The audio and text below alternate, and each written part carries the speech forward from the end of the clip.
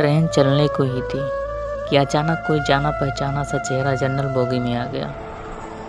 मैं अकेली सफ़र पे थी, सब अजनबी चेहरे थे। स्लीपर का टिकट नहीं मिला तो जनरल डिब्बे में ही बैठना पड़ा, मगर यहाँ से ऐसे हालात में उस शख्स से मिलना ज़िंदगी के लिए एक संजीवनी के समान था। ज़िंदगी भी कमबख्त कभी कभी अजीब से मोड़ पर ले आती है, ऐसे हालातों से सामना करवा देती है जिसकी कल्पना तो क्या कभी ख्याल भी नहीं कर सकते। वो आया और मेरे पास ही खाली जगह पर बैठ गया। ना मेरी तरफ देखा, ना पहचानने की कोशिश की। कुछ इंच की दूरी बनाकर चुपचाप पास आकर बैठ गया। बाहर सावन की रिमझिम लगी थी, इस कारण वो कुछ भीग गया था। मैंने कनखियों से नज़र बचाकर उसे देखा। उम्र के इस मोड़ पर भी कमबख्त वैसा का वैसा ही था। हाँ, कुछ भारी हो गया था, मगर इतना ज़्यादा भी नहीं। फिर उसने जेब से चश्मा निकाला और मोबाइल में लग गया। चश्मा देखकर मुझे कुछ आश्चर्य हुआ।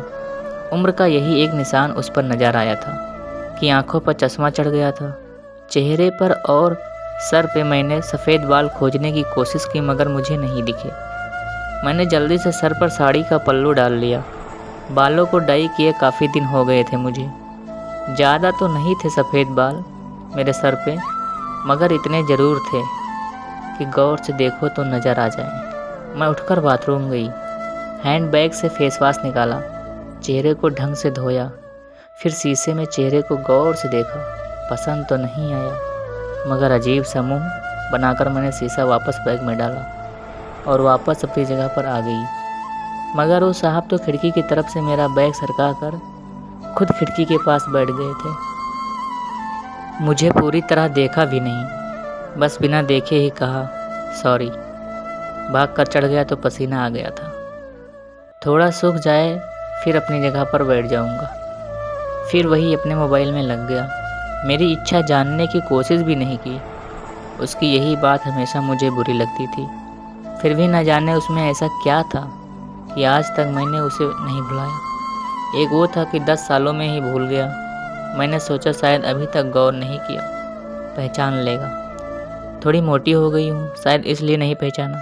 मैं उदास हो गई। जिस शख्स को जीवन में कभी भुला ही नहीं पाई, उसको मेरा चेहरा ही याद नहीं। माना कि ये औरतों और लड़कियों को तोड़ने की इसकी आदत नहीं, मगर पहचानने भी नहीं। शादीशुदा है, मैं भी शादीशुदा हूँ। जानती थी इसके साथ रहना मुश्किल है, मगर इसका मतलब यह तो नहीं कि अपने ख्यालों को, अपने सपनों को जीना छोड़ दूं। एक तमन्ना था कि कुछ पल खुल के उसके साथ गुजारूं। माहौल दोस्ताना ही हो, मगर हो तो सही। आज वही शख्स पास बैठा था जिसे स्कूल टाइम से मैंने दिल में बसा रखा था। सोशल मीडिया पर उसके सारे अकाउंट चोरी छुपे देखा करती थी। उसकी हर कविता शायरी में खुद को खोजा करती थी। वह तो आज पहचान ही नहीं रहा। माना कि हम लोगों में कभी प्यार ही पींगे नहीं चली, न कभी इजहार हुआ। हाँ, वो हमेशा मेरी केयर करता था और मैं उसकी केयर करती थी। कॉलेज छूटा तो मेरी शादी हो गई और वो फौज में चला गया। फिर उसकी शादी हुई, जब भी गांव गई उसकी सारी खबर ले आती थी। बस ऐसे ही ज़िंदगी गुजर गई। आधे घंटे से ऊपर हो गया। वो आराम से खिड़की के पास बैठा मोबाइल में लगा था। देखना तो दूर, चेहरा भी ऊपर नहीं किया। मैं कभी मोबाइल में देखती, कभी उसकी तरफ। सोशल मीडिया पर उसके अकाउंट खोल कर देखे, तस्वीर मिलाई, वही था, पक्का वही, कोई शक नहीं था। वैसे भी हम महिलाएं पहचानने में कभी भी धोखा नहीं खा सकती। 20 साल बाद भी सिर्फ आंखों से पहचान लें। फिर और कुछ वक्त गुजरा, माहौल वैसा का वैसा था। मैं बस पहलू बदलती रही। फिर अचानक टीटी आ गया, सबसे टिकट पूछ रहा था।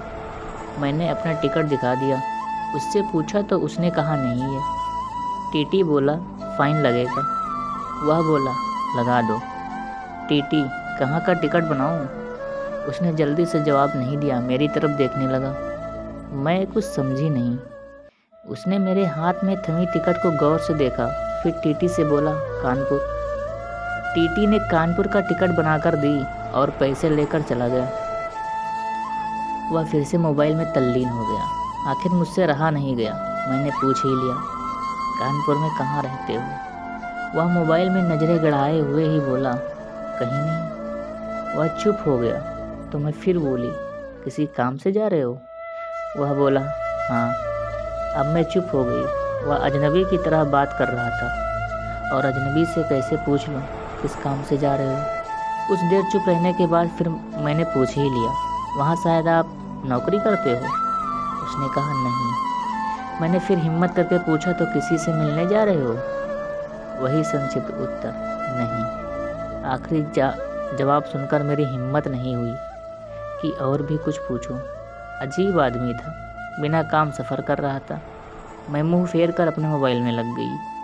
कुछ देर बाद खुद ही बोला, ये भी पूछ लो, क्यों जा रहा हूँ कानपुर? मेरे मुंह से जल्दी में निकला, बताओ क्यों जा रहे हो? फिर अपने ही उतावलेपन पर मुझे शर्म सी आ गई। उसने थोड़ा सा मुस्कुराते हुए कहा, एक पुरानी दोस्त मिल गई जो आज अकेले सफ़र पर जा रही थी।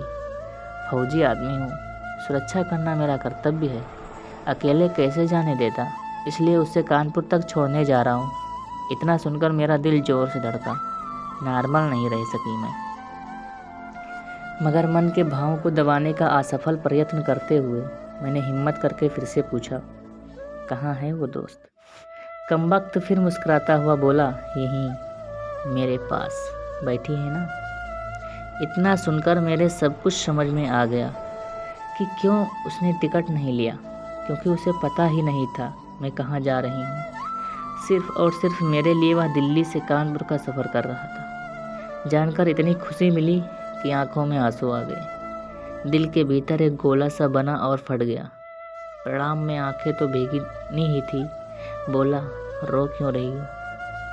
मैं बस इतना ही कह पाई, तुम मर्द हो, नहीं समझ सकते। वह बोला, क्योंकि थोड़ा बहुत लिख लेता हूँ, इसलिए एक कवि और लेखक भी हूँ, सब समझ सकता हूँ। मैंने खुद को संभालते हुए कहा, शुक्रिया मुझे पहचानने के लिए और मेरे लिए इतना टाइम निकालने के लिए। वह बोला, प्लेटफॉर्म पर अकेली घूम रही थी, कोई साथ नहीं दिखा तो आना पड़ा। कल ही रक्षाबंधन था, इसलिए बहुत भीड़ है। तुमको यूँ अकेले सफ़र नहीं करना चाहिए। क्या करती? उनको छुट्टी नहीं मिल रही थी और भाई दिल्ली में आकर बस गए। राखी बांधने तो आना ही था, मैंने मजबूरी बताई। ऐसे भाइयों को राखी बांधने आई हो जिनको ये भी फिक्र नहीं कि बहन इतना लंबा सफ़र अकेले कैसे करेगी।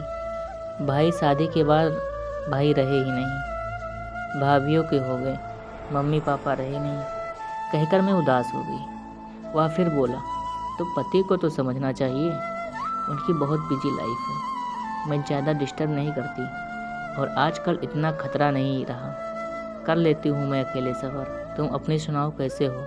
अच्छा हूँ, कट रही है ज़िंदगी। मेरी याद आती थी क्या? मैंने हिम्मत करके पूछा। वो चुप हो गया, कुछ नहीं बोला। तो मैं फिर बोली, सॉरी, यूँ ही पूछ लिया। अब तो परिपक्व हो गए हो, कर सकते हैं ऐसी बात। उसने शर्ट की बाजू की बटन खोलकर हाथ में पहना वो तांबे का कड़ा दिखाया जो मैंने ही फ्रेंडशिप डे पर उसे दिया था। बोला, याद तो नहीं आती, पर कमबख्त ये तेरी याद दिला देता था। कड़ा देखकर दिल को बहुत सुकून मिला। मैं बोली, कभी संपर्क क्यों नहीं किया? वह बोला, डिस्टर्ब नहीं करना चाहता था, तुम्हारी अपनी ज़िंदगी है और मेरी अपनी ज़िंदगी है। मैंने डरते डरते पूछा, तुम्हें छू लूँ? वह बोला, पाप नहीं लगेगा। मैं बोली, नहीं, छूने से नहीं लगता। और फिर मैं कानपुर तक उसका हाथ पकड़कर बैठी रही। बहुत सी बातें हुई। जिंदगी का एक ऐसा यादगार दिन था जिसे आखिरी सांस तक नहीं भुला पाऊंगी। वह मुझे सुरक्षित घर पर छोड़कर चला गया। रुका नहीं, बाहर से ही चला गया। जम्मू थी उसकी ड्यूटी, चला गया। उसके बाद उससे कभी बात नहीं हुई, क्योंकि हम दोनों ने एक दूसरे के फ़ोन नंबर नहीं लिए। हालांकि हमारे बीच कभी भी नापाक कुछ भी नहीं हुआ। एक पवित्र सा रिश्ता था, मगर रिश्तों की गरिमा बनाए रखना जरूरी था। फिर ठीक 1 महीने बाद मैंने अखबार में पढ़ा कि वो देश के लिए शहीद हो गया। क्या गुजरी होगी मुझ पर वर्णन नहीं कर सकती। उसके परिवार पर क्या गुजरी होगी पता नहीं। लोग लाज के डर से मैं उसके अंतिम दर्शन भी नहीं कर सकी। आज उससे मिले 1 साल हो गया है। आज भी रक्षाबंधन का दूसरा दिन है। आज भी सफ़र कर रही हूँ। दिल्ली से कानपुर जा रही हूँ। जानबूझकर जनरल डिब्बे का टिकट लिया है मैंने। अकेले हूँ। न जाने दिल क्यों आस पाले बैठा है कि आज फिर आएगा और पसीना सुखाने के लिए उसी खिड़की के पास बैठेगा। एक सफ़र वो था जिसमें कोई हम सफ़र था। एक सफ़र आज है जिसमें उसकी यादें हम सफ़र हैं। बाकी ज़िंदगी का सफ़र जारी है। देखते हैं कौन मिलता है, कौन साथ छोड़ता है। शुक्रिया।